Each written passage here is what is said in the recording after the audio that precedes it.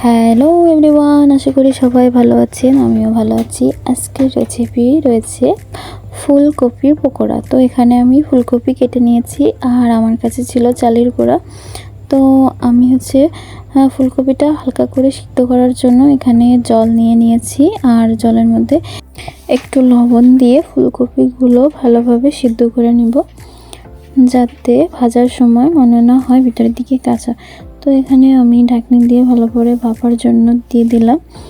আর এখানে চালের গুঁড়ো, আমার কাছে বেসন ছিল না বিধায় চালের গুঁড়োর মধ্যে একটু কালো জিরা আর পরিমাণ মতো লবণ, হলুদ দিয়ে ভালোভাবে মেখে আমি একটা ব্যাটার বানিয়ে নেব, যার মধ্যে ফুলকপিগুলো ডুবিয়ে তেলে ছাড়ার জন্য। তো আমি এখানে হলুদ আর একটু লবণ পরিমাণ মতো নিয়ে জল দিয়ে ভালো করে মেখে নিচ্ছি।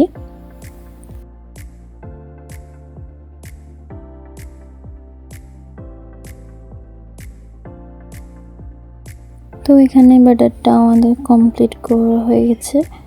তো আমি ঢাকনিটা তুলে এখানে দেখলাম ফুলকপিটা ভাপানো হয়েছে কিনা। তো একটা খুন্তি দিয়ে ভালোভাবে চাপ দিয়ে দেখলাম, তো আমার ফুলকপিটা কমপ্লিট ভাপানো। এখন আমি একটা করে ফুলকপিগুলো তুলে নেব বাটিতে।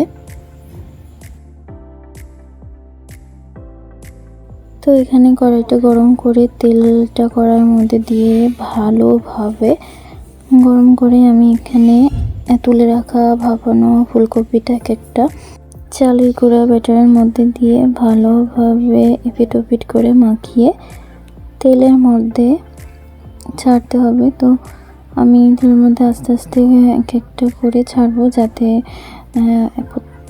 এক একটার সাথে লেগে না যায়, ভালোভাবে উঠে আসে।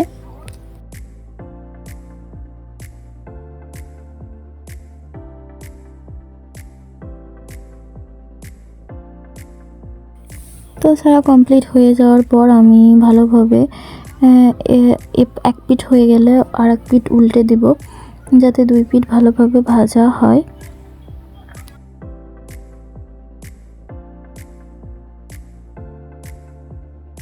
তো ভাজাটা কমপ্লিট, ভালোভাবে আমি এক একটা করে তুলে নিলাম।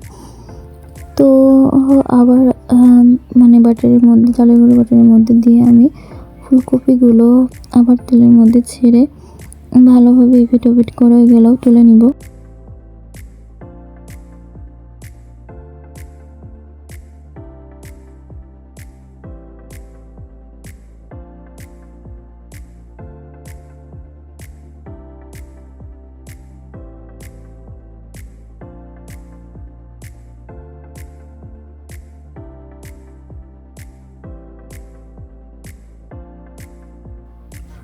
তো ফুলকপিগুলো ভালোভাবে ওপিট করে দিয়ে একটু একটু একটির সাথে লেগে যাচ্ছিলো, তো ওগুলো ছুটিয়ে ওপিট করে ভালোভাবে ভেজে নেব।